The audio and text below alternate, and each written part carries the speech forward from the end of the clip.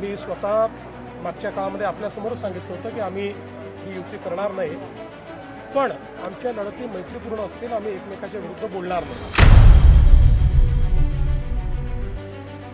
ज्यावेळेस मी कुणाच्या विरोधात लढतो ती कशी मैत्रीपूर्ण लढत असेल.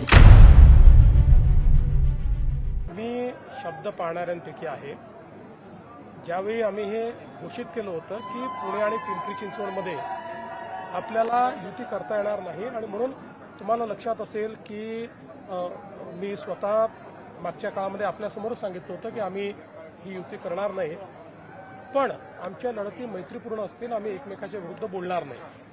आणि ते शेवटपर्यंत पाहिलं. दादांनी ते पाहिलं नाही. का पाहिलं नाही मला माहिती नाही. म्हणले वरिष्ठांकडे तक्रार करणार तुमची. माझी हो दिल्लीत. मला चांगला माझ्याच वरिष्ठांकडे ना. हो तुमच्याच. तटकरे असं म्हटलंय की दोन तटकरे असं आहे आमचा. आपण जर मागच्या काळातला कारभार बघितला असेल तर आमचा प्रयत्न विरोधकांनाही सोबत घेण्याचा आहे. त्यामुळे दादा तर तसे काय पुण्यामध्ये विरोधक आहे, बाकी विरोधक नाही आहेत. दादा ज्याचा अर्थ सातत्याने वरिष्ठांचा उल्लेख करतात. राष्ट्रवादी एकत्र यायची प्रक्रिया सुरू झाली आहे. विलिनीकरण जर झालं तर वरिष्ठ निर्णय घेतील, पण विलिनीकरण झालं तर रालोआमध्ये राहायचं की नाही, राष्ट्रीय लोकशाहीमध्ये एनडीएमध्ये राहायचं की नाही, त्याचाही निर्णय घ्यावा लागेल. प्रश्न एवढाच आहे की या संदर्भात आज बोलणं हे काही योग्य होणार नाही. कारण म्हणजे एक हिंदीतली म्हण आहे, ती अगदी तंतोतंत लागू होते असं नाही, पण कब बाप मरेगावर कब बैल बटेंगे असं म्हणतात. अजून काही झालंच नाही आहे, अजून विलिनीकरण नाही, काही नाही, आणि त्याच्यावर इतक्या चर्चा. आत्ता 2 महानगरपालिकेत ते सोबत लढत आहेत आणि 27 महानगरपालिकांमध्ये एकमेकाच्या विरोधात लढत आहेत.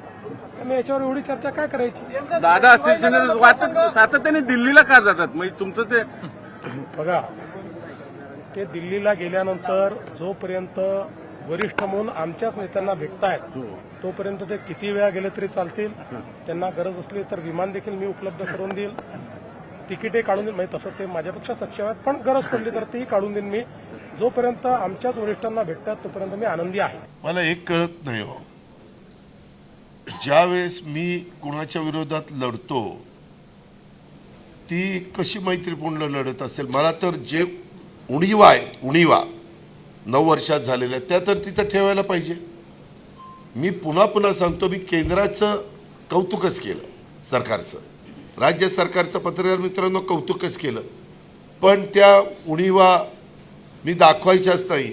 आणि मैत्रीपूर्ण लढत लोक म्हणले असते आम्ही काही वेडेबिडे समजला काय. कठीणच आहे. अरे वा,